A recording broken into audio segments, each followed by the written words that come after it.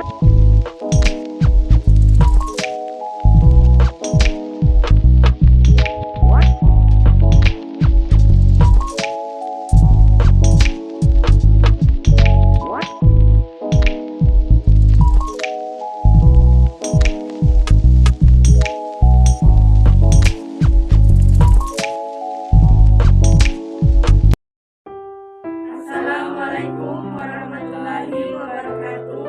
Shalom, Om Swastiastu, Namo Buddhaya, Salam Kewajiban. Pertama, ilmu adalah pengertian yang berdasarkan kenyataan dan telah disusun dengan baik.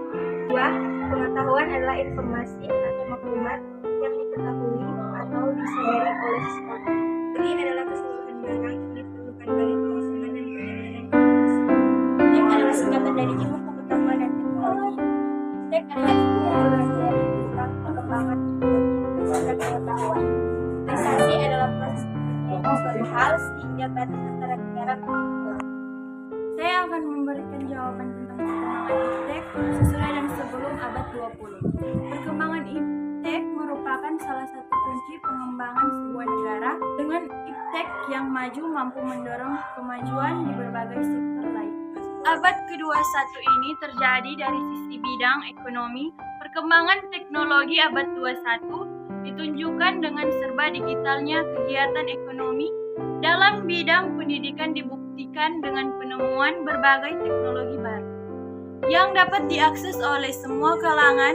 Dalam bidang pertanian bisa dilihat dengan banyaknya temuan teknologi yang digantikan tenaga kerjanya dengan manusia. Tentang dampak positif dan negatif. Berkembangnya iptek dalam beberapa bidang. Bidang politik, dampak positifnya berkembangnya demokrasi dan kebebasan berpendapat, dan juga kontrol positif bagi pemerintah yang menjalankan tugas dan fungsinya. Aktivitas pemerintah memiliki akibat menyebarnya isu hoax terkait pemerintah dan munculnya gerakan radikalisme dan terorisme.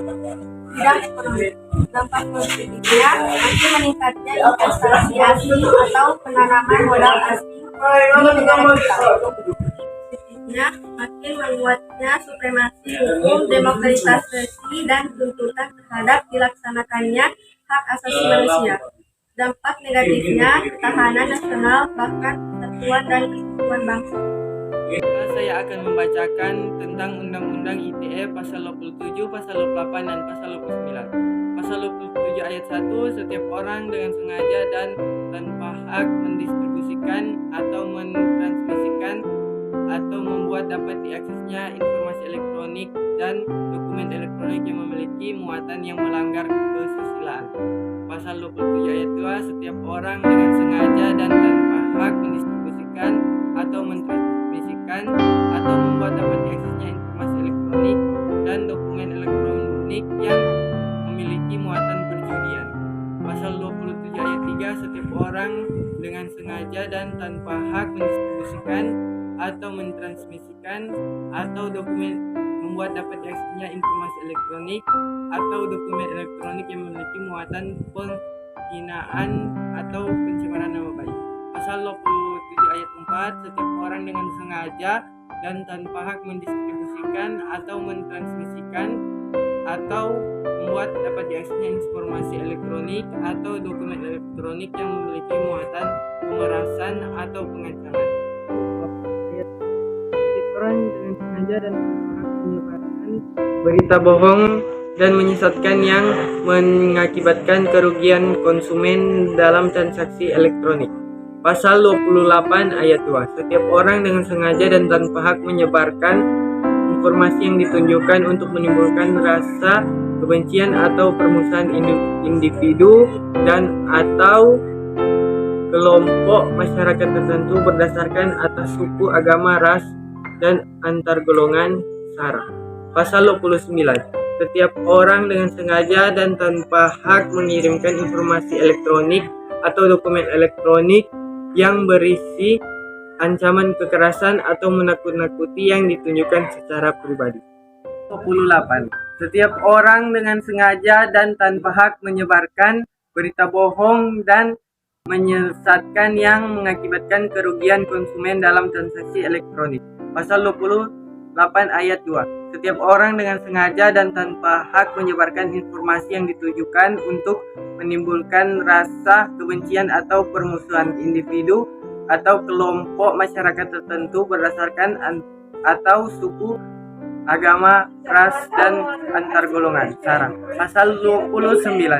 Setiap orang dengan sengaja dan tanpa hak mengirimkan informasi elektronik atau dokumen elektronik yang berisi ancaman kekerasan atau menakuti yang ditujukan secara pribadi. Saya akan memberikan kesimpulan atau solusi dari dampak negatif dengan iptek bidang politik. Hal yang pertama harus kita lakukan adalah dengan membaca berita dari sumber terpercaya atau pemberian berita resmi. Bidang ekonomi, dengan menekan internet kita dapat mencari pekerjaan yang mungkin bisa sesuai dengan kualifikasi yang kita miliki. Dengan bidang sosial budaya, kita harus mempertahankan budaya yang kita miliki. Bidang hukum, dengan menegakkan hukum dan mempelajari undang-undang ITE. Terima kasih atas kesempatannya.